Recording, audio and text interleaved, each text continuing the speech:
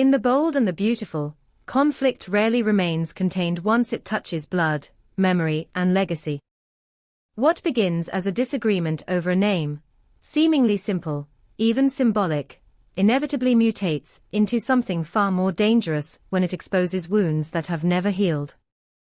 The dispute between Brooke Logan Forrester and Katie Logan Spencer over the use of Logan for Katie's emerging fashion house is not merely a branding conflict.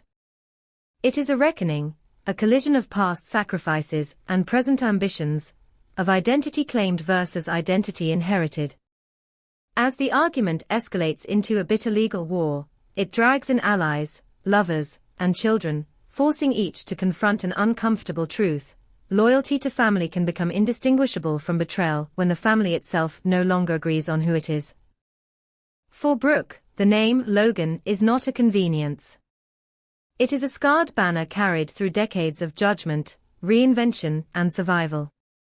Every success she achieved while bearing that name came with resistance, whispers, and relentless scrutiny. To her, protecting the Logan name is synonymous with protecting the cost of endurance. The countless moments she stood alone, absorbing blame, so that others might remain untouched.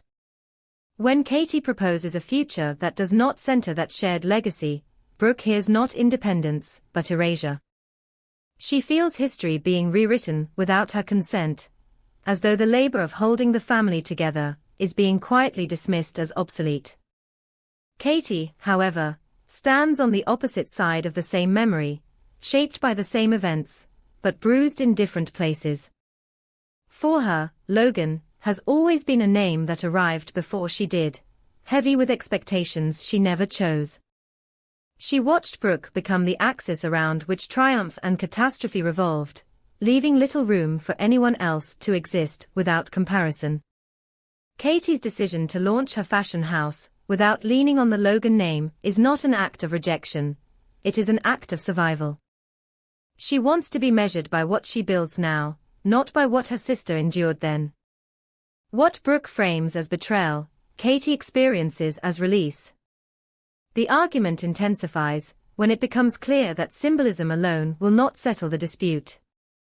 Lawyers enter the conversation, and with them, the cold machinery of legality replaces emotional language with filings, deadlines, and precedents.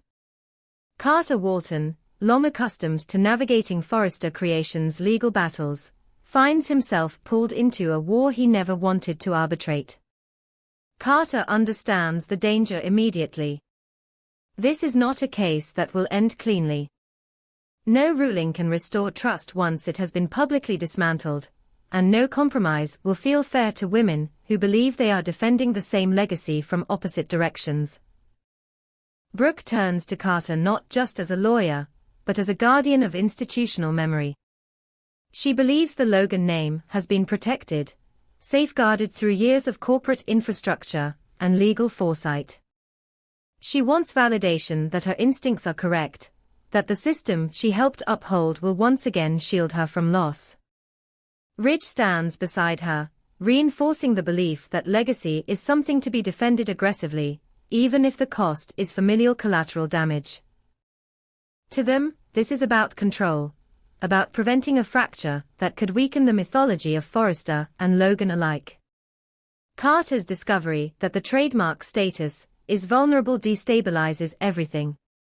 The revelation that Logan is no longer as protected as Brooke assumed is not just a legal setback, it is a symbolic unraveling. For Brooke, it feels like a personal failure, evidence that something she believed permanent has quietly slipped through her fingers. Panic replaces certainty, and urgency sharpens into desperation. She pushes Carter to act quickly, to reclaim the name before anyone else can exploit the opening. Yet even as Brooke and Ridge scramble to close ranks, another force moves into position. Liam Spencer, drawn into the conflict by both concern and conscience, begins to question the entire premise of the fight. Liam's relationship to the Logan family is intimate, but complicated. He has loved Brooke as family, relied on her strength, and witnessed her resilience. He has also seen the quiet erosion of Katie's confidence, the way her desires are often framed as secondary to maintaining harmony. When he investigates the trademark issue himself, he does so not merely as a strategist, but as someone desperate to prevent irreversible damage. Liam's intervention introduces a radical possibility that the name Logan should belong to no one, or to everyone equally, without being weaponized by either sister. His consideration of registering the trademark himself, under the pretense of protecting the family's reputation, forces a moral crisis. Is it an act of guardianship, or an act of control disguised as neutrality? Liam tells himself he is preventing further harm, but even he cannot ignore the irony of potentially stripping both Brooke and Katie of agency in the name of peace. This possibility sends shockwaves through the family. Brooke perceives Liam's move as a betrayal layered with condescension, a suggestion that she cannot be trusted with the legacy she built. Katie, meanwhile, feels both gratitude and unease. Liam's support validates her struggle, yet the idea of losing ownership over her own future, even temporarily, reawakens the fear that her autonomy will always be conditional, granted only when others deem it appropriate. As the legal battle escalates, the emotional stakes intensify. Meetings meant to clarify only deepen misunderstandings. Each document filed feels like a declaration of war, each consultation a reminder that the dispute has moved beyond repair. Carter, caught between professional duty and personal ethics, becomes increasingly aware that no outcome will allow him to remain unscathed. His advice will shape not only the legal landscape, but the emotional one, and the weight of that responsibility presses heavily on him. The ripple effects extend outward, touching everyone connected to the Logan sisters. Relationships strain under the pressure of forced alignment. Loved ones are compelled to choose sides, or to attempt neutrality in an environment that punishes indecision. Ridge grows more entrenched, interpreting any concession as weakness. Brooke becomes more defensive, her fear of loss manifesting as rigidity. Katie, though outwardly composed, feels the old ache of being underestimated, her resolve hardening with each challenge. What makes the conflict particularly devastating is that both sisters are right in ways that cannot coexist. Brooke is right to honor the history encoded in the Logan name, to insist that it carries meaning earned through sacrifice. Katie is right to reject a future defined solely by that history, to claim the right to create something unburdened by comparison. The legal system can adjudicate ownership, but it cannot reconcile these truths. It can only declare a winner, and in doing so, ensure that someone loses something irretrievable. As deadlines loom and filings multiply, the possibility of reconciliation recedes. Conversations once guided by affection become transactional, each word weighed for potential leverage. The sisters shared memories, childhood laughter, private grief, moments of mutual protection, are buried beneath layers of accusation and defense. The tragedy is not that the Logan family is divided, but that the division is fueled by love distorted into control and independence misread as abandonment. In the end, the legal battle over the Logan name becomes a mirror reflecting the cost of unresolved history. Whether Brooke secures exclusive protection, Katie claims the name for her brand, or Liam intervenes to freeze both sisters out, the damage will linger. Trust, once fractured, cannot be restored by court order. And as the family emerges from the conflict, changed, wounded, and irrevocably altered, they are forced to confront a sobering realization: some legacies do not survive being defended. They survive only when they are allowed to evolve. Within the world of the bold and the beautiful, this battle marks a turning point. It strips away the illusion that family loyalty is immutable, revealing instead its fragility under pressure. The Logan name, once a symbol of unity through adversity, becomes the very instrument of division. And as the fallout settles, those left standing must decide whether preserving the past is worth sacrificing the future, or whether the bravest act of all is letting go. In the volatile emotional ecosystem of the bold and the beautiful, redemption is never a straight line. It is a maze built from memory, fear, guilt, and longing, where every step forward risks awakening the ghosts that made forgiveness impossible in the first place. This is the terrain Sheila Sharp now chooses to cross, not with stealth or manipulation, but with an idea so audacious that it borders on self-sabotage. A family dinner meant to heal wounds that have never stopped bleeding. On its surface, the plan looks deceptively simple, even tender. Beneath it, however, lies a minefield of unresolved trauma, mistrust, and emotional volatility that threatens to explode the moment Sheila opens her mouth. Sheila's impulse to organize a dinner is not born of strategy alone, it is born of exhaustion. For years, she has existed on the margins of other people's lives, tolerated at best, feared at worst, always framed as the inevitable disruption rather than a participant in the story. Each attempt to prove she has changed has been met with suspicion, each overture with resistance. The recent wedding of Hope Logan Spencer and Liam Spencer crystallized that exclusion in a way nothing else could. The absence of an invitation was not merely a social slight, it was a declaration that, no matter how much time passed, Sheila remained outside the circle of trust, unworthy of witnessing a moment meant to symbolize unity and renewal. The pain of that realization lingered longer than Sheila expected. She had imagined the wedding as a turning point, a visual affirmation that her place in the family, however fragile, was at least acknowledged. Instead, she watched from a distance, aware that her presence would have been considered a threat rather than a blessing.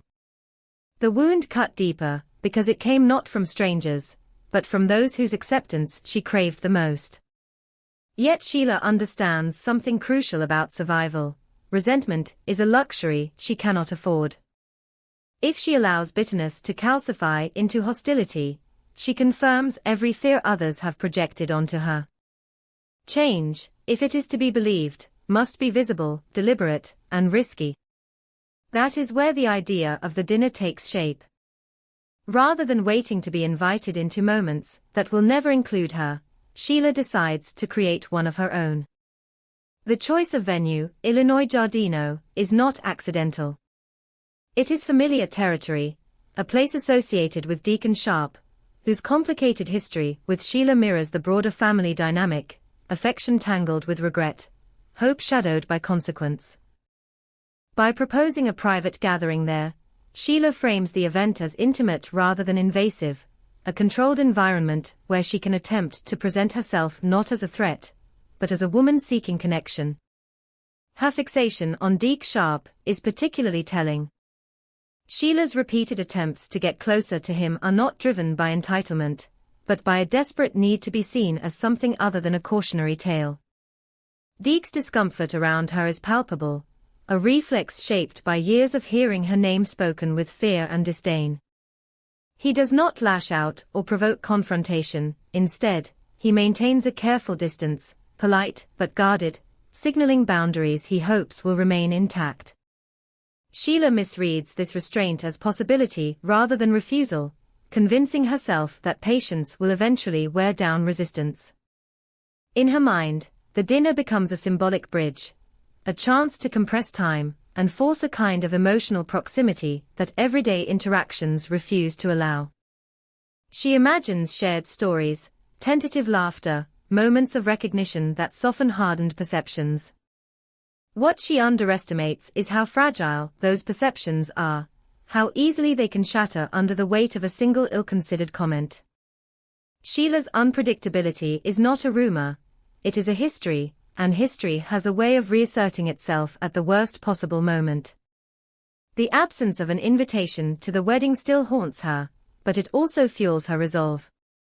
Sheila tells herself that if she cannot be welcomed into public celebrations, she will cultivate private ones.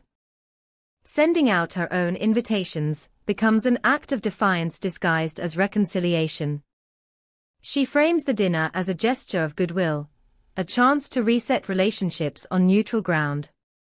What she fails to fully acknowledge is that goodwill, when it comes from someone with her past, is often perceived as a prelude to chaos. Hope's perspective is shaped by a different set of anxieties. Her decision to keep Sheila away from the wedding was not motivated by cruelty, but by protection, particularly of Beth Spencer. Beth's visible discomfort around Sheila crystallized Hope's fears that exposure to that volatile energy could reopen emotional wounds that had barely begun to heal. For Hope, boundaries are not punishments, they are safeguards. The idea of attending an adults-only dinner, however, introduces a new calculus. Without Beth present, the immediate threat seems diminished, allowing Hope to consider the invitation without feeling she is betraying her maternal instincts. Still, hesitation lingers. Hope is acutely aware that proximity to Sheila carries risk, not just of confrontation, but of emotional manipulation. She has spent years rebuilding her sense of safety, learning to trust her instincts after repeated betrayals. Accepting Sheila's invitation feels like stepping onto unstable ground, even if she convinces herself that the setting and circumstances are controlled. Her agreement, if it comes, is not an endorsement of Sheila's transformation, but an experiment, one she hopes will yield clarity rather than chaos. Deke's calculus is more pragmatic. Illinois Giardino is his father's domain, a space where he feels a measure of control simply by familiarity. He knows Sheila will be present. He also knows avoidance has not diminished her persistence. Agreeing to the dinner becomes less about acceptance and more about endurance, a willingness to tolerate discomfort in the hope that it will eventually extinguish the tension rather than inflame it. What Deke does not anticipate is how easily tolerance can be mistaken for openness, and how quickly Sheila might interpret his presence as progress. The potential wildcard in Sheila's plan is her consideration of turning the dinner into something resembling therapy by inviting Taylor Hayes. On paper, the idea has a certain logic. Deacon, Hope, and Deke have all participated in family therapy before, and Taylor's involvement could lend the evening a sense of structure, a framework for dialogue that might prevent emotional freefall. In practice, however, the invitation threatens to magnify every unresolved conflict in the room. Taylor's presence would not neutralize tension, it would spotlight it, forcing each participant to confront truths they may not be prepared to articulate. The dinner, once imagined as a gentle overture, begins to resemble a high-stakes experiment with no safety net. Sheila's fatigue with being excluded pushes her toward impulsive decisions, each one justified by the belief that drastic measures are necessary to break entrenched patterns. She wants to prove she has changed, but proof, she forgets, cannot be demanded, it must be observed over time. By attempting to accelerate that process, she risks undoing whatever fragile progress she has made. If the evening proceeds as planned, the potential for disaster is enormous. A single misjudged remark could ignite Hope's suppressed anger, reminding her why she fought so hard to keep Sheila at a distance. Deke's patience could fracture under the strain of forced intimacy, transforming restraint into resentment. Deacon, caught between loyalty to Sheila and responsibility to his children, could find himself once again paying the price for choices that blur the line between hope and denial. Sheila's greatest danger lies not in malice, but in impulsivity. Her tendency to act on emotion rather than foresight has always been her undoing. In a room filled with people who associate her name with trauma, every word carries amplified weight. A joke meant to ease tension could be perceived as mockery. A confession intended to demonstrate vulnerability could reopen old wounds. The dinner's intimacy, rather than fostering connection, could strip away the social buffers that normally prevent confrontation from escalating. The stakes extend beyond the immediate fallout. If Sheila's actions drive Deacon's children further away, she may inadvertently push him toward a path he has tried to resist, one that leads back to Taylor. Deacon's history with Taylor represents stability, predictability, and the promise of a life less fraught with chaos. If Sheila becomes synonymous with renewed estrangement, Deacon may be forced to reevaluate where his future truly lies, choosing peace over passion despite the cost. What makes this storyline particularly compelling is its moral ambiguity. Sheila is not wrong to want acceptance. Her desire for connection is profoundly human. Yet the methods she employs are flawed, shaped by a lifetime of reacting rather than reflecting. The dinner is both an olive branch and a test, one that demands emotional labor from people who have already given more than they believe they owe. As the night approaches, anticipation curdles into dread. Each participant carries private expectations into Illinois Giardino, unaware that those expectations are fundamentally incompatible. Hope seeks reassurance without compromise. Deke seeks endurance without entanglement. Deacon seeks balance without loss. Sheila seeks absolution without patience. These conflicting aims ensure that, no matter how carefully the table is set, the meal will be seasoned with tension. In the end, the dinner's outcome may matter less than what it reveals. Whether it ends in tentative progress or spectacular collapse, it will expose truths that can no longer be ignored. Sheila's gamble forces everyone involved to confront a question they have long avoided. Can change be recognized when history refuses to loosen its grip? Or does the mere attempt to rewrite the past risk repeating it? In the world of the bold and the beautiful, redemption is always provisional, acceptance always conditional. Sheila's dinner is not a conclusion, but a catalyst, a moment that will either carve a narrow path toward understanding or confirm, once and for all, that some fractures cannot be healed by good intentions alone.